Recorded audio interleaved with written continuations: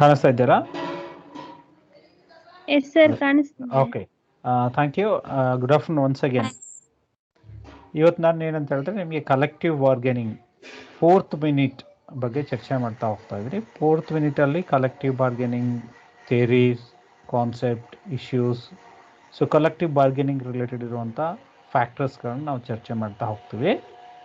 ಇವತ್ತು ನಾನು ಬರೀ ಕಾನ್ಸೆಪ್ಟ್ ಬಗ್ಗೆ ನಿಮಗೆ ಚರ್ಚೆ ಮಾಡ್ತೀನಿ. ಕಲೆಕ್ಟಿವ್ ಬಾರ್ಗೇನಿಂಗ್ ಅಂದರೆ ಏನು, ಕಲೆಕ್ಟಿವ್ ಬಾರ್ಗೇನಲ್ಲಿ ಏನೆಲ್ಲ ಇರುತ್ತೆ ಅಂತ ಹೇಳಿ. ಓಕೆ, ಸೊ ಸಾಮಾನ್ಯವಾಗಿ ನೀವು ಕಲೆಕ್ಟಿವ್ ಬಾರ್ಗೇನಿಂಗ್ ಅನ್ನುವಂಥ ಶಬ್ದಗಳನ್ನ ಬೇರೆ ಬೇರೆ ಇದರಲ್ಲಿ ಕೇಳಿರ್ತೀರ. ಸೊ ನಾನು ನಿಮಗೆ ಟ್ರೇಡ್ ಯೂನಿಯನ್ ಬಗ್ಗೆ ಮಾತಾಡುವಾಗ objectives of trade union, purpose of trade union ಬಗ್ಗೆ ಮಾತಾಡುವಾಗ ಹೇಳಿದ್ದೀನಿ. ಸೊ ಕಲೆಕ್ಟಿವ್ ಬಾರ್ಗೇನಿಂಗ್ ಒಂದು ಕೂಡ ಉದ್ದೇಶ ಆಗಿರುತ್ತೆ ಟ್ರೇಡ್ ಯೂನಿಯನ್ನಲ್ಲಿ ಅಂತೇಳಿ. ಸೊ ಹಿಸ್ಟ್ರಿ ಆಫ್ ಟ್ರೇಡ್ ಯೂನಿಯನ್ನಲ್ಲಿ ಮಾತಾಡುವಾಗೂ ಕೂಡ ನಾನು ಕಲೆಕ್ಟಿವ್ ಬಾರ್ಗೇನಿಂಗ್ ಬಗ್ಗೆ ಮಾತಾಡಿದ್ದೀನಿ. ಸೊ ಇದನ್ನು ಮುಂದುವರೆದ ಭಾಗವಾಗಿ ನಾವು ಚರ್ಚೆ ಮಾಡ್ತಾ ಹೋಗೋಣ. ಬರೀ ಇವತ್ತು ನಾನು ಕಾನ್ಸೆಪ್ಟ್ ಬಗ್ಗೆ ಮಾತ್ರ ಹೇಳ್ತೀನಿ. ಕಲೆಕ್ಟಿವ್ ಬಾರ್ಗೇನಿಂಗ್ ಕಾನ್ಸೆಪ್ಟ್ ಇದೆಯಲ್ಲ ಅದ್ರ ಬಗ್ಗೆ ಮಾತ್ರ ಚರ್ಚೆ ಮಾಡ್ತೀನಿ. ಓಕೆ, ಹಾಗಾದರೆ ಕಲೆಕ್ಟಿವ್ ಬಾರ್ಗೇನಿಂಗ್ ಅಂದರೆ ಕಾನ್ಸೆಪ್ಟಲ್ಲಿ ಏನೆಲ್ಲ ಇರುತ್ತೆ ಅನ್ನೋದನ್ನು ನೋಡಿದ್ರೆ ಇಲ್ಲಿ 2 ವರ್ಡ್ಗಳಿದೆ. ಒಂದು ಕಲೆಕ್ಟಿವ್ ಆ್ಯಂಡ್ ಬಾರ್ಗೇನಿಂಗ್ ಅಂತ ಹೇಳ್ತೀವಿ. ಕನ್ನಡದಲ್ಲಿ ಕಲೆಕ್ಟಿವ್ ಬಾರ್ಗೇನಿಂಗನ್ನು ಸಾಮಾನ್ಯವಾಗಿ ಸಾಮೂಹಿಕ ಚೌಕಾಸಿ ಅಂತ ಕರಿತೀವಿ. ಸೊ ನಿಮಗೆ ಸಾಮೂಹಿಕ ಚೌಕಾಸಿಗಳನ್ನ ನಾವು ಹಿಂದಿನಿಂದನೂ ಕೂಡ ನೋಡುವಂಥ ಒಂದು ವ್ಯವಸ್ಥೆಯನ್ನು ಕಾಣ್ತೀವಿ. ಉದಾಹರಣೆಗೆ ಪಂಚಾಯತ್ ರಾಜ್ ವ್ಯವಸ್ಥೆಯಲ್ಲಿ ನೋಡ್ತೀವಿ. ಪಂಚಾಯತಲ್ಲಿ 2 ಪಾರ್ಟಿಗಳ ಮಧ್ಯೆ ಏನಾದರೂ ಸಂಘರ್ಷಗಳಾದಾಗ, ಅಥವಾ 2 ವ್ಯಕ್ತಿಗಳು ಅಥವಾ 2 ಗುಂಪುಗಳ ಮಧ್ಯೆ ಏನಾದರೂ ತೊಂದರೆಗಳಾದಾಗ, ಮಿಸ್ಅಂಡರ್ಸ್ಟ್ಯಾಂಡಿಂಗ್ ಬಂದಾಗ, ಅಥವಾ ಜಗಳಗಳಾದಾಗ, ಅವು 2 ಗುಂಪುಗಳನ್ನ ಕರೆದು 2 ಪಾರ್ಟಿಗಳನ್ನ ಕರೆದು ಏನು ಮಾಡ್ತಾರೆ ಅಂದರೆ ಒಂದು ಚೌಕಾಸಿಯನ್ನು ಮಾಡ್ತಾರೆ. ಯಾರ್ದು ಸರಿ ಇದೆ, ಯಾರ್ದು ತಪ್ಪಿದೆ, ಯಾವ ನಿರ್ಧಾರ ತೆಗೆದುಕೊಳ್ಬೇಕು, ಯಾವ ನಿರ್ಧಾರ ತೆಗೆದುಕೊಳ್ಬಾರ್ದು ಅನ್ನೋಂಥ ವಿಚಾರವನ್ನು ಏನು ಮಾಡ್ತಾರೆ ಅವರು ಇದರಲ್ಲಿ ಹೇಳ್ತಾ ಹೋಗ್ತಾರೆ. ಸೊ ಅದನ್ನು ನಾವು ಸಾಮಾನ್ಯವಾಗಿ ಇಂಡಸ್ಟ್ರಿಯಲ್ ಅಪ್ಲಿಕೇಶನ್ ಮಾಡ್ಕೊಂಡಾಗ, ಕೈಗಾರಿಕೆಗೆ ಅಥವಾ ಒಂದು ಕೈಗಾರಿಕಾ ಸಂಸ್ಥೆಗಳಿಗೆ ನಾವು ಅಪ್ಲಿಕೇಶನ್ ಮಾಡ್ಕೊಂಡಾಗ ಇಲ್ಲಿ ಕೂಡ ಅದೇ ರೀತಿಯಾದಂಥ ಆ್ಯಕ್ಟಿವಿಟೀಸ್ಗಳು ನಡೆಯುತ್ತೆ. ಅದು ಏನು ಅಂತ ನಾನು ನಿಮಗೆ ಹೇಳ್ತೀನಿ. ಸಾಮೂಹಿಕ ಚೌಕಾಸಿ ಅಂದರೆ ಏನು ಅನ್ನೋದನ್ನು ಅರ್ಥ ಮಾಡ್ಕೊಳ್ಳೋಣ. ಸೊ ಕಲೆಕ್ಟಿವ್ ಆ್ಯಂಡ್ ಬಾರ್ಗೇನಿಂಗ್ ಅನ್ನೋಂಥ 2 ಶಬ್ದ ಇದೆ. Collective is a group of people ಅಂತ ಹೇಳ್ತಾರೆ. ಕಲೆಕ್ಟಿವ್ ಅನ್ನೋಂಥದ್ದು ಸರ್ವೇ ಸಾಮಾನ್ಯವಾಗಿ ಬಳಸುವಂಥ ಶಬ್ದ. ಒಂದು ಜನರ ಸಮೂಹ ಅಂತ ಹೇಳ್ತೀವಿ, ಜನರ ಸಮೂಹ. ಹಾಗಾದರೆ ಬಾರ್ಗೇನಿಂಗ್ ಅಂದರೆ ಏನು ಅನ್ನೋದನ್ನು ನೋಡ್ಲಿಕ್ಕೆ ಹೋದರೆ ಪ್ರಪೋಸಲ್ಸ್ ಅಂತ ಹೇಳ್ತಾರೆ. And the counter proposals are negotiative a contract or agreement between 2 parties ಅಂತ ಹೇಳ್ತಾರೆ. ಇಲ್ಲಿ ಒಂದು ನಿರ್ದಿಷ್ಟ ಆಗಿರುವ ಅಂಶಗಳನ್ನು, ನಿರ್ಧಾರಗಳನ್ನ ತೆಗೆದುಕೊಳ್ಳುವಂಥ ಒಂದು ಪ್ರಪೋಸಲ್ ಆಗಿರಬಹುದು, ಅಥವಾ 2 ಪಾರ್ಟಿಗಳ ಮಧ್ಯೆ ನಡೆಯುವಂಥ ಅಗ್ರಿಮೆಂಟ್ಸ್ಗಳು ಅಂತ ಹೇಳ್ತೀವಿ. 2 ಪಾರ್ಟಿಗಳ ಮಧ್ಯೆ ನಡೆಯುವಂಥ ಅಗ್ರಿಮೆಂಟ್ಸ್ಗಳು ಕೂಡ ಇಲ್ಲಿ ಇರ್ಬೋದು ಅಂತ ಹೇಳ್ತೀವಿ. ಸೊ ಒಂದು ಕೊನೆಯ ನಿರ್ಧರಿಸಲ್ಪಟ್ಟಿರುವಂಥ ಅಂಶ ಅಂತಲೂ ಹೇಳ್ತೀವಿ. ಕೊನೆಯಲ್ಲಿ ನಿರ್ಧರಿಸಲ್ಪಟ್ಟಿರುವಂಥ ಒಂದು ಅಂಶ ಅಂತ ಹೇಳ್ತೀವಿ. ಅದಕ್ಕೆ ಸಂಬಂಧಿಸಿದಂತೆ ನಾವಿಲ್ಲಿ ನೋಡ್ಬೋದು ಅದೇನೇನು ಇರುತ್ತೆ ಅಂತ ಮುಂದೆ ನೋಡೋಣ. ಸೊ 2 ಶಬ್ದಗಳನ್ನ ಅರ್ಥ ಮಾಡ್ಕೊಂಡ್ವಿ. ಕಲೆಕ್ಟಿವ್ ಆ್ಯಂಡ್ ಬಾರ್ಗೇನಿಂಗ್ ಅಂತ ಹೇಳ್ತೀವಿ. ಸೊ ಚೌಕಾಸಿ ಅನ್ನುವಂಥ ಶಬ್ದವನ್ನು 2 ಗುಂಪುಗಳ ಅಥವಾ 2 ವ್ಯಕ್ತಿಗಳ ಮಧ್ಯೆ ಹೊಂದಾಣಿಕೆ ಮಾಡಲ್ಪಟ್ಟಂಥ ಅಂಶ ಕೂಡ ಅಂತ ಹೇಳ್ತೀವಿ ಕನ್ನಡದಲ್ಲಿ. ಅಥವಾ ಸ್ವ ನಿರ್ಧಾರ ತೆಗೆದುಕೊಂಡಿರುವಂಥ ಒಂದಿಷ್ಟು ಅಂಶಗಳನ್ನು ಕೂಡ ಇಲ್ಲಿ ಉದಾಹರಣೆಯಾಗಿ ನೋಡ್ಬೋದು. ಸೊ ಇದು ಮುಂದುವರೆದ ಭಾಗವಾಗಿ ನಾವು it is a flexible approach to both parties ಅಂತ ಹೇಳ್ತೀವಿ. ಇದು ಏನು ಅಂತ ಹೇಳಿದ್ರೆ ಏನು ಕಲೆಕ್ಟಿವ್ ಬಾರ್ಗೇನಿಂಗ್ ಅನ್ನುವಂಥದ್ದು 2 ಪಾರ್ಟಿಗಳಿಗೆ ಓಪನ್ ಆಗಿರುವಂಥ ಒಂದು ಅಂಶ ಅಂತ ಹೇಳ್ತೀವಿ. So flexible in the sense ಅವ್ರಿಗೆ ಹೀಗೇನೆ ತೆಗೆದುಕೊಳ್ಬೇಕು ನಿರ್ಧಾರ, ಅಥವಾ ಅವರು ಅದಕ್ಕೆ ಒಪ್ಕೊಳ್ಳೇಬೇಕು ಅಂತ ಇಲ್ಲ. ಸೊ ದಯವಿಟ್ಟು ನೆನಪಲ್ಲಿ ಇಟ್ಕೊಳ್ಳಿ, ಇವು 2 ಪಾರ್ಟಿಗಳನ್ನ ಒಪ್ಕೊಂಡು ನಡೆಯುವಂಥ ಒಂದು ಅಂಶ. ಅದು ಒಪ್ಕೊಳ್ಳೇಬೇಕು ಅಂತ ಏನು ನಿಯಮ ಇಲ್ಲ, ಒಪ್ಕೊಳ್ಬೋದು ಅಥವಾ ಒಪ್ಕೊಳ್ಳದೆ ಇರಬಹುದು. ಸೊ ಹಾಗಾಗಿ there is a flexible approach to both parties ಅಂತ ಹೇಳ್ತೀವಿ. 2 ಏನು ಮಧ್ಯೆ 2 ಪಾರ್ಟಿಗಳೇನಿದೆ ಅವರ ಮಧ್ಯೆ ಏನಾಗಿದೆ, ಒಂದು ಸರಳೀಕೃತವಾದಂಥದ್ದು ಮತ್ತು ಅವರು ಹೊಂದಾಣಿಕೆ ಆಗುವಂಥ ಅಂಶಗಳನ್ನ ಒಪ್ಕೊಳ್ಬೋದು ಅಥವಾ ಒಪ್ಕೊಳ್ಳದೆ ಇರ್ಬೋದು. ದಟ್ ಈಸ್ ಫ್ಲೆಕ್ಸಿಬಿಲಿಟಿ ಅಂತ ಹೇಳ್ತೀವಿ. So it is a technique that has been adapted by both the parties ಅಂತ ಹೇಳ್ತೀವಿ. ಇದು ಒಂದು ತಂತ್ರ ಅಂಶವೂ ಹೌದು ಅಂತ ಹೇಳ್ತೀವಿ.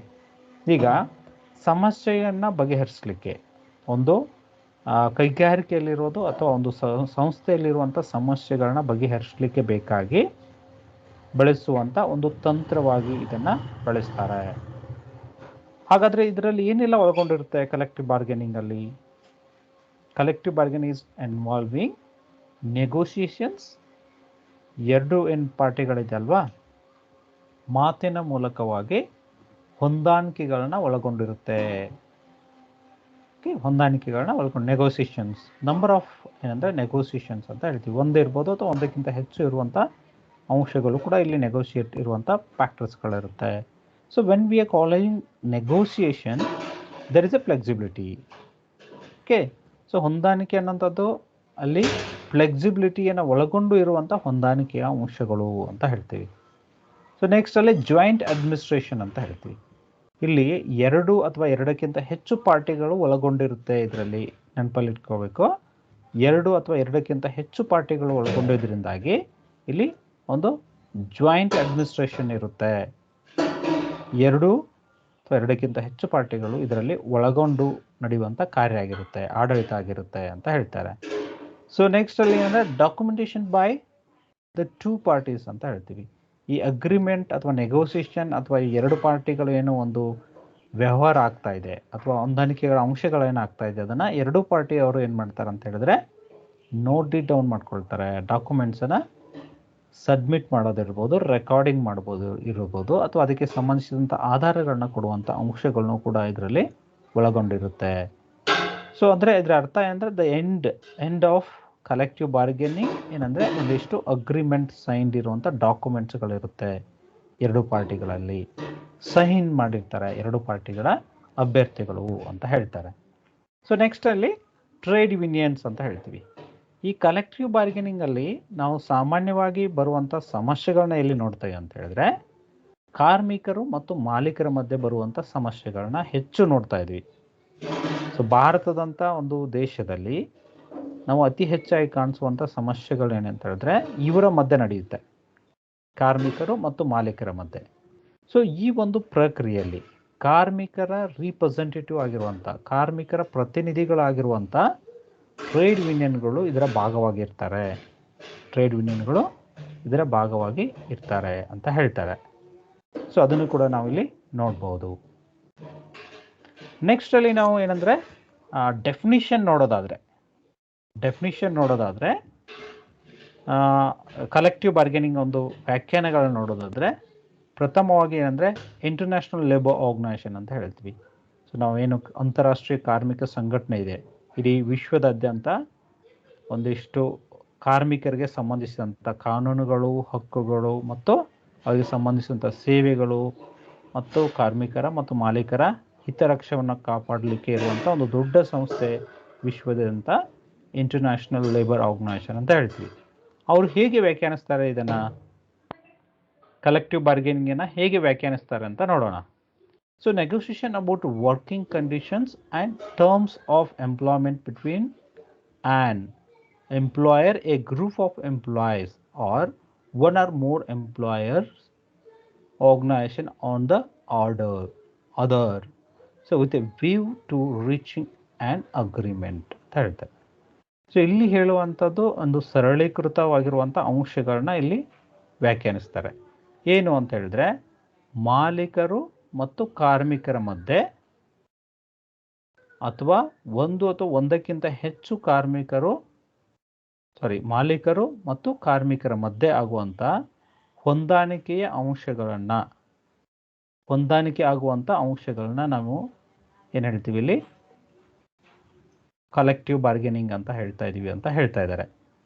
ಸೊ ಹಾಗಾದರೆ ಏನು ಹೊಂದಾಣಿಕೆ ಅಂಶಗಳು ಅನ್ನೋದು ಮುಂದಿನ ಹಂತದಲ್ಲಿ ನಾವು ಅರ್ಥ ಮಾಡ್ಕೊಳ್ತೀವಿ. ಸೊ ಇಲ್ಲಿ ಹೇಳುವಂಥದ್ದು ಎರಡು ವಿಚಾರವನ್ನು ಹೇಳ್ತಾರೆ. ಒಂದು ವರ್ಕಿಂಗ್ ಕಂಡೀಷನ್ ಇರುವಂಥ ಅಂಶಗಳು ಅಂತ ಒಂದು ಹೇಳ್ತಾರೆ. Working condition whatever may be, like wages ಇರ್ಬೋದು, ಆರ್ ಏನಂತ ಹೇಳಿದ್ರೆ ಏನು ಸೋಷಿಯಲ್ ಸೆಕ್ಯೂರಿಟಿ ಸ್ಕೀಮ್ಸ್ಗಳಿರ್ಬೋದು, ಆರ್ ಇನ್ಫ್ರಾಸ್ಟ್ರಕ್ಚರಲ್ ಚೇಂಜಸ್ಗಳಿರ್ಬೋದು, ಎನಿ ಇಶ್ಯೂಸ್ ರಿಲೇಟೆಡ್ ಇರ್ಬೋದು. Employer and group of employees ಅಂತ ಹೇಳ್ತೀವಿ. ಐದರ್ ರಿಪ್ರೆಸೆಂಟೇಟಿವ್ ಇರ್ಬೋದು ಅಥವಾ ಗ್ರೂಪ್ ಆಫ್ ಎಂಪ್ಲಾಯೀಸ್ ಇರ್ಬೋದು. ಅವರೆರಡೂ ಸೇರಿ ಮಧ್ಯೆ ನಡೆಯುವಂಥ ಚರ್ಚೆಗಳು, ಆ ಚರ್ಚೆ ಒಂದು ಅಗ್ರಿಮೆಂಟ್ ಆಗಿ ಕನ್ವರ್ಟ್ ಆಗುವಂಥ ಒಂದು ವ್ಯವಸ್ಥೆಯನ್ನು ಕಲೆಕ್ಟಿವ್ ಬಾರ್ಗೇನಿಂಗ್ ಅಂತ ಹೇಳ್ತಾರೆ. ಸೊ ನೆಕ್ಸ್ಟ್ ಎರಡನೇ ಡೆಫಿನಿಷನಲ್ಲಿ ಕಲೆಕ್ಟಿವ್ ಬಾರ್ಗೇನಿಂಗ್ ಅಂದರೆ ಏನು ಅಂತ ಅರ್ಥ ಮಾಡ್ಕೊಳಕ್ಕೆ ನೋಡೋಣ.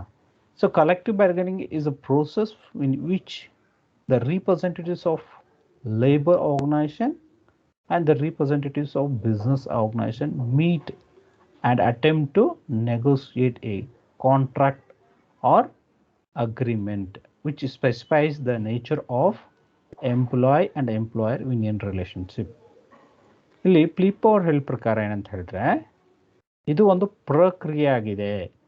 ಈ ಪ್ರಕ್ರಿಯೆಯಲ್ಲಿ ಕಾರ್ಮಿಕ ಸಂಘಟನೆಗಳ ಪ್ರತಿನಿಧಿಗಳು ಮತ್ತು ಮಾಲೀಕರ ಸಂಘಟನೆ ಪ್ರತಿನಿಧಿಗಳು ಸೇರಿ ಒಂದು ಸಂಬಂಧವನ್ನು ಉಳಿಸ್ಕೊಳ್ಳಿಕ್ಕೆ, ಕಾರ್ಮಿಕರ ಮತ್ತು ಮಾಲೀಕರ ಸಂಬಂಧವನ್ನು ಬಲಪಡಿಸಲಿಕ್ಕೆ ಇರುವಂಥ ಒಂದಿಷ್ಟು ನೆಗೋಸಿಯೇಷನ್ಸ್, ಕಾಂಟ್ರಾಕ್ಟ್ಸ್ ಅಥವಾ ಅಗ್ರಿಮೆಂಟ್ಗಳು ಅಂತ ಕರೀತಾರೆ.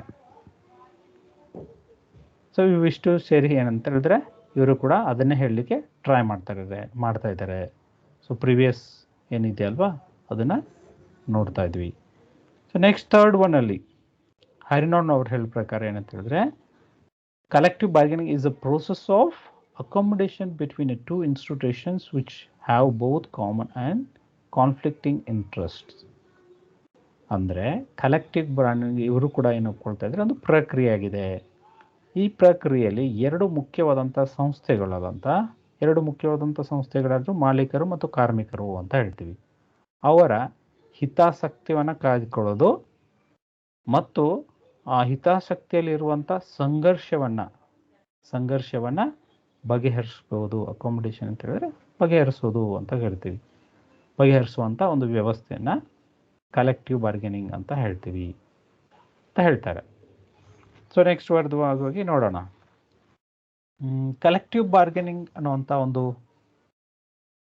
ಇತಿಹಾಸ ನೋಡಿದರೆ, ಕಲೆಕ್ಟಿವ್ ಬಾರ್ಗೇನಿಂಗನ್ನು ಇತಿಹಾಸ ನೋಡೋದಾದರೆ, ಸೊ ಮೂಲತಃ ಈ ಒಂದು ಶಬ್ದ ಏನಂತ ಹೇಳಿದ್ರೆ ಬ್ರಿಟಿಷ್ ಒಂದು ಏನು ವಸಾಹತು ವ್ಯವಸ್ಥೆ ಇತ್ತು, ಬ್ರಿಟಿಷ್ ಇದರಲ್ಲೇ UK ಬಂದಿರುವಂಥದ್ದು ಅಂತ ಹೇಳ್ತಾರೆ. ಇದು ಏನಾಗುತ್ತೆ ಅಂದರೆ, ಕಲೆಕ್ಟಿವ್ ಬಾರ್ಗೇನ್ ಎನ್ನುವಂಥ ಮೊದಲು ಬಾರಿ 1891ರಲ್ಲಿ ಏನು ಬ್ರಿಟಿಷ್ ಅನ್ನೋರು ಏನು ಮಾಡ್ತಾರೆ ಅಂತ ಹೇಳಿದ್ರೆ ಬ್ರಿಟನ್ನಲ್ಲಿ ಈ ಶಬ್ದವನ್ನು ಬಳಸ್ತಾರೆ. ಸೊ ಸಂಘರ್ಷ ಏನಾಗುತ್ತೆ ಅಂತ ಹೇಳಿದ್ರೆ, ಕಾರ್ಮಿಕರ ಮತ್ತು ಮಾಲೀಕರ ಸಂಘರ್ಷವನ್ನು ಬಗೆಹರಿಸ್ಕೊಳ್ಳಿಕ್ಕೆ ಇರುವಂಥ ಒಂದು ವ್ಯವಸ್ಥೆಯನ್ನು ಬ್ರಿಟನ್ನಲ್ಲಿ ತೆಗೆದುಕೊಂಡು ಬರ್ತಾರೆ. ಆ ಕೆಲಸವನ್ನು ಸಿಡ್ನಿ ಮತ್ತು ಬಿಟ್ರೀಸ್ ವೆಬ್ ಅನ್ನೋರು ಏನು ಮಾಡ್ತಾರೆ ಅಂತ ಹೇಳಿದ್ರೆ ಕಾನ್ಸೆಪ್ಟ್ನ ಡಿಸೈನ್ ಮಾಡ್ತಾರೆ. ಅದನ್ನು 1891ರಲ್ಲಿ ಬಳಸ್ತಾರೆ ಅಂತ ಹೇಳ್ತೀವಿ. ಸೊ ಇದಾದಮೇಲೆ 1874ರಲ್ಲಿ ಏನಾಗುತ್ತೆ, ಗ್ರೇಟ್ ಬ್ರಿಟನ್ನಲ್ಲಿ ಇಂಡಸ್ಟ್ರಿಯಲ್ ರೆವಲ್ಯೂಷನ್ ಆಗುತ್ತೆ. ಸೊ ಇಂಡಸ್ಟ್ರಿಯಲ್ ರೆವಲ್ಯೂಷನಿಂದಾಗಿ ಕಾರ್ಮಿಕರು ಮತ್ತು ಮಾಲೀಕರ ಸಂಘರ್ಷ ಏನಿತ್ತು ಅದು ಏನಂದರೆ ಜಾಸ್ತಿ ಆಗುತ್ತೆ. ಸೊ ಇಬ್ಬರ ನಡುವೆ ಸಂಘರ್ಷಗಳ ಪ್ರಮಾಣ ಜಾಸ್ತಿ ಆಗುತ್ತೆ. ಕಾರ್ಮಿಕರ ಹಕ್ಕು ಮತ್ತು ಬಾಧ್ಯತೆಗಳನ್ನ ಕೇಳಲಿಕ್ಕೆ ಹೆಚ್ಚು ವಾಯ್ಸಸ್ನ ರೇಸ್ ಮಾಡ್ಲಿಕ್ಕೆ ಸ್ಟಾರ್ಟ್ ಮಾಡ್ತಾರೆ. ಇಡೀ ಗ್ಲೋಬಲಿ ಏನಾಗುತ್ತೆ ಅಂತ ಹೇಳಿದ್ರೆ ಪ್ರೊಟೆಸ್ಟ್ಗಳು ಬರ್ಲಿಕ್ಕೆ ಸ್ಟಾರ್ಟ್ ಆಗುತ್ತೆ ಫ್ಯಾಕ್ಟ್ರಿಗಳಲ್ಲಿ. ಆವಾಗ ಮಾಲೀಕರು ಮತ್ತು ಕಾರ್ಮಿಕರ ಸಂಬಂಧ ಏನಿದೆ ಅದು ತುಂಬ ಕೆಟ್ಟ ಪರಿಸ್ಥಿತಿಯಲ್ಲಿ ಹೋಗುತ್ತೆ. ಆವಾಗ ಇದು ಕಲೆಕ್ಟಿವ್ ಬಾರ್ಗೇನಿಂಗ್ ಅನ್ನುವಂಥ ಒಂದು ಕಾನ್ಸೆಪ್ಟ್ನ ಇಟ್ಕೊಂಡು ಎರಡು ಪ್ರತಿನಿಧಿಗಳು ಕೂತ್ಕೊಂಡು ಮಾತಾಡುವಂಥ ವ್ಯವಸ್ಥೆಯನ್ನು ಬ್ರಿಟಿಷ್ ಒಂದು ಇದರಲ್ಲಿ ತೆಗೆದುಕೊಂಡು ಬರ್ತಾರೆ, ಅಲ್ಲಿ ಬೆಳೆಸ್ತಾರೆ. ಮತ್ತು 1900ನೇ ಅವಧಿಯಲ್ಲಿ 90s ಏನಿದೆ ಆ ಅವಧಿಯಲ್ಲಿ UK ಮತ್ತು US ಅಲ್ಲಿ ಪ್ರೀಡಾಮಿನೆಂಟ್ ಆಗಿ ಇದನ್ನು ಬಳಸಲಿಕ್ಕೆ ಪ್ರಾರಂಭಿಸ್ತಾರೆ. ಯಾಕಂತ ಹೇಳಿದ್ರೆ ಕಾರ್ಮಿಕರು ಸ್ಟ್ರೈಕ್, ಲಾಕೌಟ್ ಅಥವಾ ಏನಂತ ಹೇಳಿದ್ರೆ ಅಶಾಂತಿ ಅಂತ ಹೇಳ್ತೀವಿ, ಇಂಡಸ್ಟ್ರಿಯಲ್ ಫೀಸ್ ಅಥವಾ ಇಂಡಸ್ಟ್ರಿಯಲ್ ಹಾರ್ಮೋನಿ ಅಂತ ಹೇಳ್ತೀವಿ, ಅದು ಹಾಳಾಗ್ತಾ ಇದ್ದರೆ ಇದರಿಂದಾಗಿನೇ ಹಾಳಾಗುತ್ತೆ. ಅದಕ್ಕೋಸ್ಕರ ನಾವು ಕಲೆಕ್ಟಿವ್ ಬಾರ್ಗೇನಿಂಗ್ ಮೂಲಕವಾಗಿ ಬಗೆಹರಿಸ್ಕೊಳ್ಬೇಕು ಅನ್ನೋದನ್ನು ಮೊದಲಿಗೆ UK ಮತ್ತು US ಕಾಣಿಸ್ಕೊಳ್ತಾರೆ. ಸೊ ಅದನ್ನು ಬಳಸಲಿಕ್ಕೆ ಪ್ರಾರಂಭಿಸ್ತಾರೆ. ಇದಾದಮೇಲೆ ನಮ್ಗೆ ಗೊತ್ತಿದೆ ಏನಂದರೆ 1919ರಲ್ಲಿ ಇಂಟರ್ನ್ಯಾಷನಲ್ ಲೇಬರ್ ಆರ್ಗನೈಸೇಷನ್ ಎಸ್ಟಾಬ್ಲಿಷ್ಮೆಂಟ್ ಆಗುತ್ತೆ. ಈ ಆದಮೇಲೆ ಇಂಟರ್ನ್ಯಾಷನಲ್ ಲೇಬರ್ ಆರ್ಗನೈಸೇಷನ್ ಎಸ್ಟಾಬ್ಲಿಷ್ಮೆಂಟ್ ಆದಮೇಲೆ ಇದೇನು ಮಾಡುತ್ತೆ ಅಂತ ಹೇಳಿದ್ರೆ ರೈಟ್ಸ್ ಆಫ್ ಕಲೆಕ್ಟಿವ್ ಬಾರ್ಗೇನಿಂಗ್ ಅನ್ನುವಂಥ ಒಂದು ಅಂಶಗಳಲ್ಲಿ ಅದೇನು ಮಾಡುತ್ತೆ 98 ಮುಖ್ಯವಾಗಿರುವಂಥ ಅಂಶಗಳನ್ನ ಲಿಸ್ಟ್ ಔಟ್ ಕೊಡುತ್ತೆ. International labour organisation. ಸೊ ಈ ಮೂಲಕ 98 ಅಂಶಗಳನ್ನ ಕೊಡೋದ್ರ ಮೂಲಕವಾಗಿ ಏನಾಗುತ್ತೆ ಅಂದರೆ ಇಡೀ ವಿಶ್ವದಾದ್ಯಂತ ಕಲೆಕ್ಟಿವ್ ಬಾರ್ಗೇನಿಂಗ್ ಅನ್ನುವಂಥ ಒಂದು ಅಂಶವನ್ನು ಎಲ್ಲರೂ ಬಳಸ್ಕೊಳ್ಬೇಕು ಅನ್ನುವಂಥ ಒಂದು ಮೆಸೇಜ್ನ ಪಾಸ್ ಆಗುತ್ತೆ. ಸೊ ಅದನ್ನು ನೋಡ್ತೀವಿ. ಇದಾದ್ಮೇಲೆ ನಾವು ಭಾರತದ ಇತಿಹಾಸವನ್ನು ನೋಡೋದಾದ್ರೆ, ಭಾರತದಲ್ಲಿ ಏನೋ ಒಂದು ಅಹಮದಾಬಾದಲ್ಲಿ ಏನಾಗುತ್ತೆ ಅಂದರೆ ಟಾಟಾ ಅವರ ಗ್ರೂಪ್ ಆಫ್ ಇಂಡಸ್ಟ್ರೀಸ್, ಟೆಕ್ಸ್ಟೈಲ್ ಇಂಡಸ್ಟ್ರೀಸಲ್ಲಿ ತುಂಬ ಸ್ಟ್ರೈಕ್ಗಳಾಗಲಿಕ್ಕೆ ಪ್ರಾರಂಭಿಸಿರುತ್ತೆ. ಆವಾಗಲೇ 1920 ಅವಧಿಯಲ್ಲಿ. ಆ ಅವಧಿಯಲ್ಲಿ ಏನಾಗುತ್ತೆ ಅಂದರೆ ಸುಮಾರಷ್ಟು ಈ ಒಂದು ಹೋರಾಟವನ್ನು ಮಾಡ್ತಾ ಇರೋದು, ಪೊಲಿಟಿಕಲ್ ಮೂಮೆಂಟಲ್ಲಿರುವಂಥ ಸುಮಾರಷ್ಟು ಲೀಡರ್ಸ್ಗಳು ಸಪೋರ್ಟ್ ಮಾಡ್ತಾರೆ. ಈ ಕಲೆಕ್ಟಿವ್ ಬಾರ್ಗೇನಿಂಗ್ ಅನ್ನುವಂಥ ಒಂದು ಆಸ್ಪೆಕ್ಟ್ ಇಟ್ಕೊಂಡು ಅವರು ಆ ಸಮಸ್ಯೆಯನ್ನು ಬಗೆಹರಿಸಲಿಕ್ಕೆ ಪ್ರಾರಂಭಿಸ್ತಾರೆ. ಅದರಲ್ಲಿ ಮುಖ್ಯವಾಗಿ ಗಾಂಧೀಜಿ ಅವ್ರನ್ನ ತಗೋಬೋದು, ಲಾಲಾ ಲಜಪತ್ ರಾಯ್ ಅವ್ರನ್ನ ತೆಗೆದುಕೊಳ್ಬೋದು, ಮತ್ತು ಮೋತಿಲಾಲ್ ನೆಹರು ಅವ್ರನ್ನ ತೆಗೆದುಕೊಳ್ಬೋದು. ಇವರೆಲ್ಲರೂ ಕೂಡ ಏನಂತ ಹೇಳಿದ್ರೆ 1920 ಒಂದು ಅಹಮದಾಬಾದಲ್ಲಿ ಟೆಕ್ಸ್ಟೈಲ್ ಮಿಲ್ಲಲ್ಲಿ ಆಗಿರುವಂಥ ಸಂಘರ್ಷವನ್ನು ಬಗೆಹರಿಸ್ಕೊಳ್ಳಿಕ್ಕೆ ಈ ತಂತ್ರವನ್ನು ಬಳಸ್ಕೊಳ್ತಾರೆ. ಇವರ ಮಧ್ಯಸ್ಥಿಕೆಯ ಮೂಲಕವಾಗಿ ಅಲ್ಲಿ ಸಮಸ್ಯೆಗಳನ್ನ ತಕ್ಕ ಮಟ್ಟಿಗೆ ಆಗಿ ಸಮಸ್ಯೆನ ಬಗೆಹರಿಸಲಿಕ್ಕೆ ನೋಡ್ತಾರೆ. ಇದಾದಮೇಲೆ 1931ರಲ್ಲಿ ದಿ ರಾಯಲ್ ಕಮಿಷನ್ ಒಂದು ರೆಕಮೆಂಡೇಶನ್ ಏನಾಗುತ್ತೆ, ಸೊ ಅಲ್ಲಿ ಕೂಡ ಕಲೆಕ್ಟಿವ್ ಬಾರ್ಗೇನಿಂಗ್ ಒಂದು ಬೆಸ್ಟ್ ಟೂಲ್ ಆ್ಯಂಡ್ ಟೆಕ್ನಿಕ್ ಆಗಿ ಇಂಡಸ್ಟ್ರಿಯಲ್ ಡಿಸ್ಪ್ಯೂಟ್ನಲ್ಲಿ ಬಳಸ್ಕೊಳ್ಬೋದು ಅನ್ನೋ ಒಂದು ಕಾರಣಕ್ಕೆ ಈ ಶಬ್ದವನ್ನು ಹೇಳ್ತಾರೆ. ಸೊ ಈ ಮೂಲಕವಾಗಿ ಭಾರತ ಮತ್ತು ಜಗತ್ತಿನಾದ್ಯಂತವಾಗಿ 1900 ಈಚೆಗೆ 1900s ಆನ್ವರ್ಡ್ಸ್ ಏನಾಗಿದೆ, ಇದು ತುಂಬ ಪಾಪ್ಯುಲರ್ ಆಗಿರುವಂಥದ್ದು ನೋಡ್ತೀವಿ. 1920ರಿಂದ ಈಚೆಗೆ ಇಲ್ಲಿವರೆಗೂ ಕೂಡ ಏನಂದರೆ ಕಲೆಕ್ಟಿವ್ ಬಾರ್ಗೇನಿಂಗ್ ಏನಾಗಿದೆ, ತುಂಬ ಪ್ರೀಡಾಮಿನೇಟ್ ಆಗಿ ಬೆಳೆದಿರುವಂಥ ಒಂದು ಅಂಶವಾಗಿದೆ. ಸೊ ಇದಾದಮೇಲೆ ಕ್ಯಾರೆಕ್ಟರಿಸ್ಟಿಕ್ಸ್ ನೋಡೋದಾದರೆ, ಕಲೆಕ್ಟಿವ್ ಬಾರ್ಗೇನಿಂಗ್ ಕ್ಯಾರೆಕ್ಟರಿಸ್ಟಿಕ್ಸ್ ನೋಡೋದಾದರೆ, ಗುಣಲಕ್ಷಣಗಳೇನಿದೆ ಅನ್ನೋದನ್ನು ನೋಡೋದಾದರೆ, ಪ್ರಥಮವಾಗಿ ಏನಂತ ಹೇಳಿದ್ರೆ it is a group action ಅಂತ ಹೇಳಿ.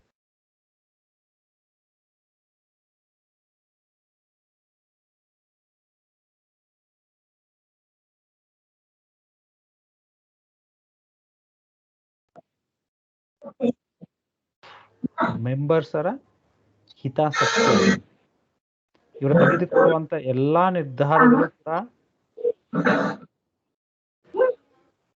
ಮೈಕ್ ಆಫ್ ಮಾಡಿ, ಯಾರೋ ಮೈಕ್ ಆನ್ ಮಾಡಿದಿರಿ? ಹಲೋ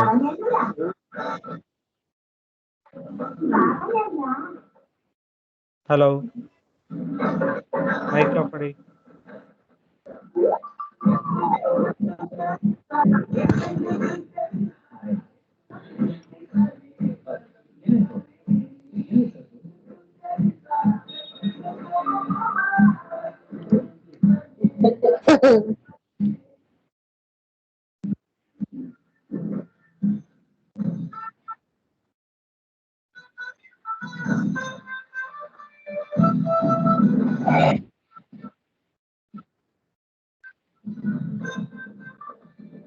ಯಾರದು ಜಮಣ?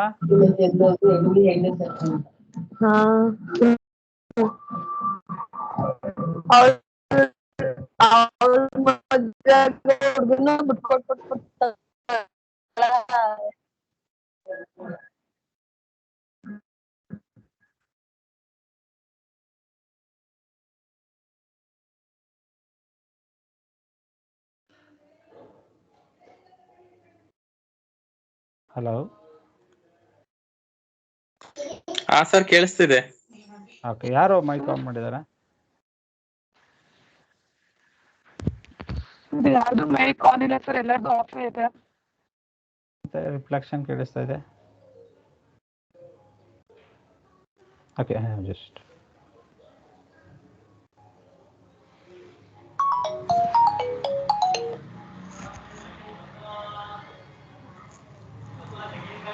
ಓಕೆ, ಜಸ್ಟ್ ಗ್ರೂಪ್ ಆ್ಯಕ್ಷನ್ ಅಂತ ಹೇಳ್ತೀವಿ. ಸೊ ಎನಿ ಡಿಸಿಷನ್ಸ್ ತಗೊಳ್ಬೇಕಾದ್ರೆ ಕಂಪಲ್ಸರಿಯಾಗಿ ಏನು ಮಾಡಬೇಕಂದ್ರೆ ಕಂಪ್ಲೀಟ್ ಆಗಿ ಗ್ರೂಪ್ ಕಲೆಕ್ಟಿವ್ ಆಗಿನೇ ಇಲ್ಲಿ ಏನಂತ ಹೇಳಿದ್ರೆ ಕ್ರಿಯೆ ಇರುತ್ತೆ, ಕಲೆಕ್ಟಿವ್ ಆಗಿನೇ ಆ್ಯಕ್ಷನ್ಸ್ಗಳಿರುತ್ತೆ ಅಂತ ಹೇಳ್ತೀವಿ. So even those the representatives decision ತಗೊಂಡಾಗ ಕೂಡ ಅದನ್ನು ನಾವೇನು ಟ್ರೀಟ್ ಮಾಡ್ತೀವಿ ಅಂತ ಹೇಳಿದ್ರೆ ಅದು ಗ್ರೂಪ್ ಆ್ಯಕ್ಷನ್ ಅಂತಲೇ ಟ್ರೀಟ್ ಮಾಡ್ತೀವಿ. ಗ್ರೂಪ್ ಆ್ಯಕ್ಷನ್ ಅಂತಲೇ ಟ್ರೀಟ್ ಮಾಡ್ತೀವಿ. ಆ್ಯಂಡ್ ಸೆಕೆಂಡ್ ಒನ್ ಅಂತ ಹೇಳಿದ್ರೆ ಕಂಟಿನ್ಯೂಸ್ ಪ್ರೋಸೆಸ್ ಅಂತ ಹೇಳ್ತೀವಿ, ನಿರಂತರವಾದ ಪ್ರಕ್ರಿಯೆ ಅಂತ ಹೇಳ್ತೀವಿ. ಇದು ಯಾವಾಗಲೂ ಕೂಡ ನಿಲ್ಲೋದಿಲ್ಲ. ಸೇ ಫಾರ್ ಎಕ್ಸಾಂಪಲ್, ಇವತ್ತೊಂದು ಸಮಸ್ಯೆ ಬಂದಿದೆ, ಆ ಸಮಸ್ಯೆನ ಬಗೆಹರಿದ ಮೇಲೆ ಮತ್ತೆ ಬೇರೆ ಸಮಸ್ಯೆ ಬರ್ಬೋದು, ಮತ್ತೆ ಬೇರೆ ರೀತಿಯಾದಂಥ ಪ್ರಕ್ರಿಯೆ ಪ್ರಾರಂಭವಾಗ್ಬೋದು. ಅಥವಾ ಅದೇ ಸಮಸ್ಯೆಯಲ್ಲಿ ಮತ್ತೆ ಬೇರೆ ಬೇರೆ ರೀತಿಯಾದಂಥ ಹಂತಗಳಲ್ಲಿ ತೆಗೆದುಕೊಂಡು ನೋಡ್ಬೋದು. ಸೊ ಈಗ ಆಗೋದ್ರಿಂದ ಏನಾಗಿ ಆಗುತ್ತೆ ಅಂತ ಹೇಳಿದ್ರೆ, ಕಂಪ್ಲೀಟಾಗಿ ಅಲ್ಲಿರುವಂಥ ಎಲ್ಲ ಅಂಶಗಳನ್ನೂ ಕೂಡ ನಾವು ಬೇರೆ ಬೇರೆ ಪ್ರಕ್ರಿಯೆಗಳ ಮೂಲಕವಾಗಿ ಆ ಪ್ರಕ್ರಿಯೆ ನಡ್ಕೊಂಡು ಹೋಗ್ತಾನೆ ಇರುತ್ತೆ, ಒಂದು ಚೈನ್ ರೀತಿಯಲ್ಲಿ ನಡ್ಕೊಂಡು ಹೋಗ್ತಾನೆ ಇರುತ್ತೆ ಅಂತ ಹೇಳ್ತೀವಿ. So it is a bipartite process or two way process ಅಂತ ಹೇಳ್ತೀವಿ. ಇಲ್ಲಿ ಬೈಪಾರ್ಟಿ ಅಂತ ಹೇಳಿದ್ರೆ ಎರಡು ಪಾರ್ಟಿಗಳಿರುತ್ತೆ ಮತ್ತು ಎರಡು ರೀತಿಯಾದಂಥ ಪ್ರಕ್ರಿಯೆ ಅಂತ ಹೇಳ್ತೀವಿ. ಟೂ ವೇ ಅಂತ ಹೇಳಿದ್ರೆ ಎರಡು ಕಡೆಯಿಂದ, ಒಂದೇ ಅಲ್ಲ ಎರಡು ಕಡೆಯಿಂದ ಅಂತ ಹೇಳ್ತೀವಿ.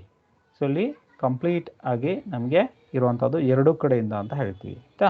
ಸೊ ಎರಡು ಕಡೆಯಿಂದ ಬರುವಂಥ ಒಂದು ಪ್ರಕ್ರಿಯೆ, ಎರಡು ಪಾರ್ಟಿ ಮತ್ತು ಎರಡು ಕಡೆಯಿಂದ, ಟೂ ವೇಸ್. ನಾವು ಮಾಲೀಕರ ಮಾತ್ರ ಇದರಲ್ಲಿ ಇರಬೇಕಂತಲ್ಲ, ಅಥವಾ ಕಾರ್ಮಿಕರ ಮಾತ್ರ ಕಾರ್ಮಿಕರ ಕಡೆಯಿಂದ ನಡೆಯುವಂಥ ಪ್ರಕ್ರಿಯೆ ಅಂತಲ್ಲ, ಎರಡು ಪಾರ್ಟಿಗಳಿಂದ ನಡೆಯುವಂಥ ಒಂದು ಪ್ರಕ್ರಿಯೆ ಅಂತ ಹೇಳ್ತೀವಿ. ಸೊ ನೆಕ್ಸ್ಟಲ್ಲಿ it is industrial democracy at work ಅಂತ ಹೇಳ್ತೀವಿ. ಇದು ಕಾರ್ಮಿಕರ ಸತ್ತಾತ್ಮಕತೆ ಅಂತ ನಾವು ಕರಿತಾ ಇದ್ದೀವಿ, ಇಂಡಸ್ಟ್ರಿಯಲ್ ಡೆಮೋಕ್ರಸಿ ಅಂತ ಏನು ಕರಿತೀವಿ. ಸೊ ಅಲ್ಲಿ ವರ್ಕಲ್ಲಿ ಇಂಡಸ್ಟ್ರಿಯಲ್ ಡೆಮೋಕ್ರಸಿನ ರೀಪ್ರೆಸೆಂಟ್ ಮಾಡುವಂಥ ಅಂಶ.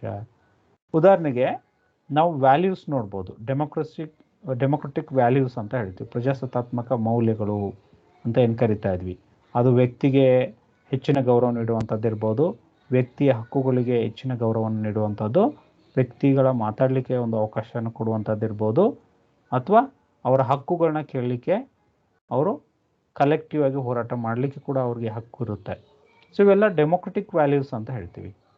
ಸೊ ಕಲೆಕ್ಟಿವ್ ಬಾರ್ಗೇನಿಂಗ್ ಒಂದು ಕೂಡ ಏನಂದರೆ ಡೆಮೋಕ್ರೆಟಿಕ್ ವ್ಯಾಲ್ಯೂದ ಒಂದು ಭಾಗವಾಗಿದೆ ಅಂತ ಹೇಳ್ತೀವಿ. ಸೊ ನೆಕ್ಸ್ಟಲ್ಲಿ it is a dynamic and flexible in nature ಅಂತ ಹೇಳ್ತೀವಿ. ಇದು ಚಲನಾತ್ಮಕತೆಯನ್ನು ಪಡೆದಿರುತ್ತೆ. ಈಗ ಸೇ ಫಾರ್ ಎಕ್ಸಾಂಪಲ್ ಏನಂದರೆ, ಒಂದು ಕಲೆಕ್ಟಿವ್ ಬಾರ್ಗೇನಿಂಗ್ ಒಂದು ಹತ್ರನೇ ಇದ್ದಿದ್ದನ್ನು ಇನ್ನೊಂದು ಹತ್ರ ಅದೇ ರೀತಿಯಾಗಿ ಇರಬೇಕು ಅಂತ ಇಲ್ಲ. ಅಥವಾ ಒಂದು ಸಮಸ್ಯೆಯಿಂದ ಇನ್ನೊಂದು ಸಮಸ್ಯೆಗೆ ಹೋಗುವಾಗ ಕಲೆಕ್ಟಿವ್ ಬಾರ್ಗೇನಿಂಗ್ ಏನಾಗ್ಬೋದು, ವಿಭಿನ್ನವಾಗ್ಬೋದು. ಕಲೆಕ್ಟಿವ್ ಬಾರ್ಗೇನಿಂಗ್ ವಿಭಿನ್ನವಾಗ್ಬೋದು. ಸೊ ಮತ್ತು ಇದರ ಸ್ವಭಾವ ಏನಿರುತ್ತೆ, ತುಂಬ ಸರಳವಾಗಿರುತ್ತೆ ಮತ್ತು ಫ್ಲೆಕ್ಸಿಬಲ್ ಇನ್ ನೇಚರ್ ಇರುತ್ತೆ. ನಾವು ಆವಾಗಲೇ ಮಾತಾಡಿದಾಗೆ ನಾವು ಒಪ್ಕೊಳ್ಳೇಬೇಕಂತ ಏನಿಲ್ಲ. ಸೊ ಅದು ಕಂಪ್ಲೀಟಾಗಿ ಅಲ್ಲಿರುವಂಥದ್ದನ್ನ ನೋಡ್ತೀವಿ ನಾವು ಸಾಮಾನ್ಯವಾಗಿ. ಓಕೆ, ಸೊ ಹಾಗಾಗಿ ಫ್ಲೆಕ್ಸಿಬಲ್ ನೇಚರ್ ಇರುತ್ತೆ ಅನ್ನೋದನ್ನು ಹೇಳ್ತೀವಿ. ಮತ್ತು it is A agreement and mutual settlement ಅಂತ ಹೇಳ್ತೀವಿ. ಇವು ಎರಡೂದು ಮತ್ತೆ ಏನಾಗುತ್ತೆ ಅಂದರೆ ಒಂದು ಅಗ್ರಿಮೆಂಟ್ ಆಗುತ್ತೆ ಎಂಡಿಗೆ, ಮತ್ತು ಎರಡೂ ಪಾರ್ಟಿಗಳ ಮಧ್ಯೆ ಏನಂದರೆ ಸಮಸ್ಯೆಯ ಒಂದು ಸೆಟಲ್ಮೆಂಟ್ ಆಗುತ್ತೆ, ಮುಕ್ತಾಯವಾಗುತ್ತೆ. ಸಮಸ್ಯೆ ಏನಾಗುತ್ತೆ, ಮುಕ್ತಾಯವಾಗುತ್ತೆ ಈ ಮೂಲಕ ಅಂತ ಹೇಳ್ತೀವಿ. ಓಕೆ, ಸೊ ನೆಕ್ಸ್ಟಲ್ಲಿ it is an art and social partnership ಅಂತ ಹೇಳ್ತೀವಿ. ಆರ್ಟ್ ಅಂತ ಅನ್ನೋದಾದರೆ, ಆರ್ಟ್ ಅಂತ ಯಾಕೆ ಶಬ್ದದಲ್ಲಿ ಬಳಸ್ತಾರಂದರೆ, ಎರಡು ಪಾರ್ಟಿಗಳ ಮಧ್ಯೆ ನಡೆಯುವಾಗ ನಾವು ಎಷ್ಟು ಒಂದು ಪಾರ್ಟಿಯನ್ನು ಇನ್ನೊಂದು ಪಾರ್ಟಿಗೆ ಎಷ್ಟು ಕನ್ವಿನ್ಸ್ ಮಾಡ್ತೀವಿ, ಎಷ್ಟು ನಾವು ಕನ್ವಿನ್ಸ್ ಮಾಡ್ತೀವಿ ಅನ್ನೋದು ತುಂಬ ಮುಖ್ಯ ಆಗಿರುತ್ತೆ. ಸೊ ಅದನ್ನು ನಾವು ಆರ್ಟ್ ಅಂತ ಹೇಳ್ತೀವಿ. ಸುಮಾರು ಜನ ನೋಡಿ ಇದಕ್ಕೆ ನಾವು ಈ ಅಗ್ರಿಕಲ್ಚರ್ ಆ್ಯಕ್ಟಿವಿಟೀಸ್ಗಳಲ್ಲಿ ಈ ಮಧ್ಯವರ್ತಿಗಳು ಅಂತ ಬರ್ತಾರೆ. ಸೊ ಮಧ್ಯವರ್ತಿಗಳು ನಮ್ಮನ್ನು ಎಷ್ಟು ಚೆನ್ನಾಗಿ ಕನ್ವಿನ್ಸ್ ಮಾಡ್ತಾರೆ ಅಂದರೆ, ನಾವು ಒಪ್ಕೊಳ್ಳೇಬೇಕು ಅನ್ನುವಂಥ ಸ್ಥಿತಿಗೆ ಅಷ್ಟು ಚೆನ್ನಾಗಿ ಕನ್ವಿನ್ಸ್ ಮಾಡ್ತಾರೆ. That is a skill based ಅಂತ ಹೇಳ್ತೀವಿ, ಆರ್ಟ್ ಅಂತ ಹೇಳ್ತೀವಿ. ಮತ್ತು ಇಲ್ಲಿ ಸೋಷಿಯಲ್ ಪಾರ್ಟ್ನರ್ಶಿಪ್ ಅಂದರೆ it is going to be enhancing the social relationship among two parties. ನೀವು ಚೆನ್ನಾಗಿರ್ಬೇಕಲ್ವಾ, ಸೊ ನೀವು ಚೆನ್ನಾಗಿದ್ದಾಗ ಮಾತ್ರ ಇಂಡಸ್ಟ್ರೀಸ್ ನಡೆಯೋದಲ್ವಾ. ಸೊ ನೀವು ಒಪ್ಕೊಂಡ್ರೆ ಇದು ಒಳ್ಳೆ ಇಂಡಸ್ಟ್ರೀಸ್ ಆಗುತ್ತೆ ಅಥವಾ ಒಳ್ಳೆ ಡೆವಲಪ್ಮೆಂಟ್ ಆಗುತ್ತೆ ಅನ್ನೋದನ್ನು ಹೆಚ್ಚು ಒತ್ತು ಕೊಟ್ಟು ಇಲ್ಲಿ ಬಳಸ್ಕೊಳ್ತಾರೆ. ಅದಕ್ಕೆ ಸೋಷಿಯಲ್ ಪಾರ್ಟ್ನರ್ಶಿಪ್ ಅಂತಲೂ ಕರೀತಾರೆ. ಇಲ್ಲಿ ಕೆಲವೊಂದು ಕ್ರಿಟಿಕಲ್ ಇಶ್ಯೂಸ್ ಇದೆ. ಏನು ಒಂದು ಈ ನಮ್ಮ ಕಲೆಕ್ಟಿವ್ ಬಾರ್ಗೇನಿಂಗಲ್ಲಿ ಏನಾಗಿದೆ ಅಂತ ಹೇಳಿದ್ರೆ, ಸುಮಾರಷ್ಟು ಈ ಕ್ರಿಟಿಕಲ್ ಇಶ್ಯೂಸ್ಗಳನ್ನ ಇರುತ್ತೆ ಇದರಲ್ಲಿ. ಕಲೆಕ್ಟಿವ್ ಬಾರ್ಗೇನಿಂಗಲ್ಲಿ ಮತ್ತೆ ಕಾಣಿಸ್ಕೊಳ್ಳುವಂಥ ಸಮಸ್ಯೆಗಳನ್ನ ನೋಡ್ತೀವಿ. ತುಂಬ ಕ್ರೂಷಿಯಲ್ ಆಗಿರುವಂಥ ಅಥವಾ ಕ್ರಿಟಿಕಲ್ ಆಗಿರುವಂಥ ಸಮಸ್ಯೆಗಳನ್ನ ನಾವು ಕಲೆಕ್ಟಿವ್ ಬಾರ್ಗೇನಿಂಗಲ್ಲಿ ನೋಡ್ತಾ ಇರ್ತೀವಿ ಮತ್ತೆ. ಸೊ ಏನೇನು ಅನ್ನೋದನ್ನು ನೋಡೋದಾದರೆ, ಫಸ್ಟಲ್ಲಿ ನಮಗೆ ಬರೋದು determination of wage or salary ಅಂತ ಹೇಳ್ತೀವಿ. ಕಾರ್ಮಿಕ ಸಂಘಟನೆಗಳು ಅತಿ ಹೆಚ್ಚು ಸಮಸ್ಯೆ ಒಡ್ಡೋದು ಯಾವುದು ಅಂತ ಹೇಳಿದ್ರೆ ಸ್ಯಾಲರಿ ಮತ್ತು ವೇಜಸ್ ಅಂತ ಹೇಳ್ತೀವಿ. ಇಲ್ಲೇನಾಗುತ್ತೆ ಅಂದರೆ ಎರಡು ಮಾಲೀಕರಿಗೆ ಮತ್ತು ಕಾರ್ಮಿಕರಿಗೆ ಬರುವಂಥ ಪ್ರಥಮ ಆದ್ಯತೆಯ ಸಮಸ್ಯೆಗಳು ಇದು. ವೇಜನ್ನು ಹೆಚ್ಚು ಮಾಡಿ, ಸ್ಯಾಲ್ರಿನ ಹೆಚ್ಚು ಮಾಡಿ. ಸ್ಯಾಲ್ರಿ ಮತ್ತು ಅಥವಾ ವೇಜ್ಗಳನ್ನ ನಿರ್ಧರಿಸುವಂಥ ಅಂಶಗಳು ಏನಾಗಿರುತ್ತಂದರೆ ಸರಿಯಾಗಿ ತೆಗೆದುಕೊಳ್ಳಲ್ಲ, HRA ಸರಿಯಾಗಿ ಹೆಚ್ಚು ಮಾಡ್ತಾ ಇಲ್ಲ, ಅಥವಾ DA ಸರಿಯಾಗಿ ಜಾಸ್ತಿ ಕೊಡ್ತಾ ಇಲ್ಲ, ಅಥವಾ ಯುಟಿಲಿಟಿ ರೇಟ್ ಜಾಸ್ತಿ ಆಗಿದೆ, ಇನ್ನೂ ಪೇಮೆಂಟ್ ಜಾಸ್ತಿ ಮಾಡ್ತಾ ಇಲ್ಲ ಅನ್ನೋಂಥ ಸಮಸ್ಯೆಗಳನ್ನ ಪ್ರಥಮವಾಗಿ ನೋಡ್ತಾ ಇದ್ದೆ. ಸೊ ನೆಕ್ಸ್ಟಲ್ಲಿ gender related issues, especially women's related ಇಶ್ಯೂಸ್ಗಳನ್ನ ನೋಡ್ತೀವಿ. ಸೊ ಜೆಂಡರ್ ರಿಲೇಟೆಡ್ ಇಶ್ಯೂಸ್ ಅಂದರೆ ನಾವು ಸೋಷಿಯಲ್, ನಮ್ಮ ಭಾರತದಲ್ಲಿ ಏನಾಗಿದೆ ಅಂತ ಹೇಳಿದ್ರೆ ಮಹಿಳೆಯರು ಟ್ರಿಬಲ್ ರೋಲ್ಗಳನ್ನ ಪ್ಲೇ ಮಾಡಬೇಕಾಗುತ್ತೆ. ಸೊ ಜವಾಬ್ದಾರಿಯನ್ನು ನೀವು ಎಕ್ಸಾಂಪಲ್ ಆಗಿ ತೆಗೆದುಕೊಂಡ್ರೆ ಮಹಿಳೆಯರು ಅತಿ ಹೆಚ್ಚು ಜವಾಬ್ದಾರಿಯನ್ನು ಪ್ಲೇ ಮಾಡ್ತಿರ್ತಾರೆ. ಸೊ ಹಾಗಾಗಿ ಏನಾಗುತ್ತೆ ಅಂದರೆ ಅವ್ರಿಗೆ ಕೆಲವೊಂದು ಎಕ್ಸ್ಪೆಷಲಿ ಕೆಲವೊಂದು ಅವ್ರಿಗೆ ಹೆಲ್ತ್ ಸಿಕ್ ಲೀವ್ ರಿಲೇಟೆಡ್ ಇರ್ಬೋದು, ಮೆಟರ್ನಿಟಿ ಬೆನಿಫಿಟ್ ರಿಲೇಟೆಡ್ ಇರ್ಬೋದು. ಓಕೆ, ಆ ಥರದ್ದು ಅವ್ರಿಗೆ ಬೇರೆ ರೀತಿಯಾದಂಥ ಸೇವೆಗಳನ್ನ ನೀಡಬೇಕಾಗಿರುತ್ತೆ. ಅದನ್ನು ನೀಡದಿದ್ರೆ ಮತ್ತೆ ಸಮಸ್ಯೆ ಆಗುತ್ತೆ, ನೀಡಿದ್ರೆ ಅವ್ರಿಗೆ ಸಮಸ್ಯೆಗಳಾಗುತ್ತೆ. ಅದು ಕೂಡ ಆ ಥರದ ಇಶ್ಯೂಸ್ಗಳನ್ನು ಕೂಡ ನಾವು ಇದರಲ್ಲಿ ನೋಡ್ತಾ ಇದ್ವಿ. ಇನ್ನು ಸೆಟಲ್ಮೆಂಟ್ ಆಫ್ ಡಿಸ್ಪ್ಯೂಟ್ಸ್ ಅಂತ ಹೇಳ್ತೀವಿ. ಸುಮಾರಷ್ಟು ವಿಷಯಗಳನ್ನ ನಾವು ನೋಡೋದಾದರೆ ನಮ್ಮ ಇದರಲ್ಲಿ ಯಾವುದು ಸೆಟಲ್ಮೆಂಟ್ ವಿಚಾರಗಳಲ್ಲಿ ನೋಡೋದಾದರೆ ಭಾಳಷ್ಟು ವಿಚಾರಗಳು ಏನಾಗಿರುತ್ತೆ ಅಂತ ಹೇಳಿದ್ರೆ ಸೆಟಲ್ಮೆಂಟ್ ಆಗದೇನೆ ಉಳಿದಿರುವಂಥ ವಿಚಾರಗಳಿರುತ್ತೆ. ನೆಗೋಸಿಯೇಷನ್ ಮಾಡಿದ್ರೂ ಕೂಡ ಅದು ಏನಾಗಿರುತ್ತೆ ಅಂತ ಹೇಳಿದ್ರೆ ಸೆಟಲ್ಮೆಂಟ್ಗಳು, ಡಿಸ್ಪ್ಯೂಟ್ಗಳು ಏನಾಗುತ್ತೆ ಸೆಟಲ್ಮೆಂಟ್ನೇ ಆಗೋದಿಲ್ಲ, ಮತ್ತೆ ಸಮಸ್ಯೆ ಹಾಗೆ ಉಳ್ಕೊಳ್ಳುವಂಥ ಸಂದರ್ಭಗಳು ಕೂಡ ನಾವು ಇಲ್ಲಿ ಕಾಣಿಸ್ತೀವಿ. ಅದು ಕೂಡ ಒಂದು ದೊಡ್ಡ ಸಮಸ್ಯೆನೇ. So that is crucial issues ಆಗಿ ಕನ್ವರ್ಟ್ ಆಗ್ತಾ ಇದೆ. ಮತ್ತು ಜಾಬ್ ಸೆಕ್ಯೂರಿಟಿ ರಿಲೇಟೆಡ್ ಇರುವಂಥ ಇಶ್ಯೂಸ್ಗಳು, ಜಾಬ್ ಸೆಕ್ಯೂರಿಟಿ ಇರುವಂಥ ಇಶ್ಯೂಸ್ಗಳನ್ನ ನೋಡ್ತೀವಿ. ಫಾರ್ ಎಕ್ಸಾಂಪಲ್ ಪೆನ್ಷನ್ ಅಂತ ಹೇಳ್ತೀವಿ. ಅದು ನಮಗೆ ಓಲ್ಡ್ ಏಜ್ ಪೆನ್ಷನ್ ಇರ್ಬೋದು, ಗ್ರ್ಯಾಚ್ಯುಟಿ ಇರ್ಬೋದು, ಓಕೆ, ಕಾಂಪನ್ಸೇಷನ್ ಇರ್ಬೋದು, ಅಥವಾ ಏನು ಫಿಸಿಕಲ್ ಹ್ಯಾಂಡಿಕ್ಯಾಪ್ನೆಸ್ ರಿಲೇಟೆಡ್ ಇರುವಂಥ ಪೆನ್ಷನ್ ಇರ್ಬೋದು. ಸೊ ಆ ರೀತಿಯಾದಂಥ ಪೆನ್ಷನ್ಗಳು ನಮ್ಮ ಇದರಲ್ಲಿ ಇಶ್ಯೂಸ್ಗಳಿದೆ ಅಂತ ಹೇಳ್ತಾರೆ. ಹೆಲ್ತ್ ಆ್ಯಂಡ್ ವೆಲ್ಫೇರ್ ಪ್ಲ್ಯಾನ್ಸ್ ಅಂತ ಹೇಳ್ತೀವಿ. ನಾವೀಗ ESI ಕೆಲವು ಒಂದು 21,000 ಅಷ್ಟು ಇರುವಂಥ ಏನು ದುಡ್ಡಿದೆ ಅವ್ರಿಗೆ ಮಾತ್ರ ಅಪ್ಲೈ ಆಗ್ತಾ ಇದೆ. What about the rest of people, ಅಂದರೆ 21,000ಗಿಂತ ಮೇಲ್ಪಟ್ಟಂಥ ವ್ಯಕ್ತಿಗಳಿಗೆ ಏನು ಆರೋಗ್ಯದ ಸಮಸ್ಯೆಗಳು ಬರಲ್ವಾ, ಅಥವಾ ಅವ್ರಿಗೆ ಒಂದು ಭದ್ರತೆ ಬೇಡವಾ ಅನ್ನುವಂಥ ಒಂದು ವಿಚಾರ ಬರುತ್ತೆ. ನೆಕ್ಸ್ಟಲ್ಲಿ welfare plans related, yes obviously ಏನಂತ ಹೇಳಿದ್ರೆ ಸುಮಾರಷ್ಟು ಯೋಜನೆಗಳು ಇದ್ದರೂ ಕೂಡ ಇನ್ನೂ ಸುಮಾರಷ್ಟು ಯೋಜನೆಗಳು ಬೇಕಾಗಿದೆ. ಅದರ ಸಂಬಂಧಿಸಿದಂಥ ಕಾನ್ಫ್ಲಿಕ್ಟ್ಗಳು ಆಗ್ತಾನೆ ಇರುತ್ತೆ, ಇಶ್ಯೂಸ್ಗಳು ಆಗ್ತಾನೆ ಇರುತ್ತೆ. ಟೆಕ್ನಾಲಜಿಕಲ್ ಚೇಂಜಸ್, ಈಗ ನಾವು ನೋಡ್ತಾ ಇದ್ವಿ ಸುಮಾರಷ್ಟು ರೋಬೋಟಿಕ್ ಟೆಕ್ನಾಲಜಿ ಇರ್ಬೋದು, ಕಂಪ್ಯೂಟರೈಸ್ ಮಾಡುವಂಥ ಟೆಕ್ನಾಲಜಿಗಳು ಇರ್ಬೋದು, ಆಟೋಮೇಷನ್ಸ್ ಟೆಕ್ನಾಲಜಿಗಳು.